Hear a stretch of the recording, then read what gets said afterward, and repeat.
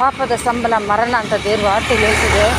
ಈ ವೇಳೆಯಲ್ಲಿ ನಾವು ದೇವ್ರ ವಾರ್ತೆಗಳೇ ಮೀರಿ ಎಷ್ಟೊಂದು ನಾವು ಪಾಪಗಳು ಮಾಡ್ತೀವಿ.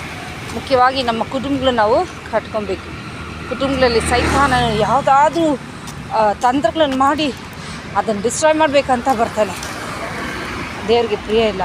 ದೇವ್ರ ವಾರ್ತೆಗಳು ನಾವು ಕೀಳ್ಪಟ್ಟು ನಡಿಬೇಕು. ಯಾರೇ ಆಗಲಿ ಈ ವೇಳೆಯಲ್ಲಿ ನಿಮ್ಮ ಕುಟುಂಬದಲ್ಲಿ ಮೂಲೆಯವರು ಬರದಂತೆ ನೀವು ನಿಮ್ಮನ್ನೇ ನೀವು ಕಾದ್ಕೊಳ್ಳಿ.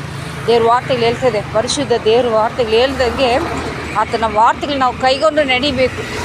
ನಡೆದಿಲ್ಲ ಅಂದರೆ ನಮ್ಮನ್ನು ಅದು ಸೈತಾನ್ ಪ್ಲಾನ್ ಮಾಡಿ ನರಕಕ್ಕೆ ಕರ್ಕೊಂಡು ಹೋಗ್ಬಿಡುತ್ತೆ.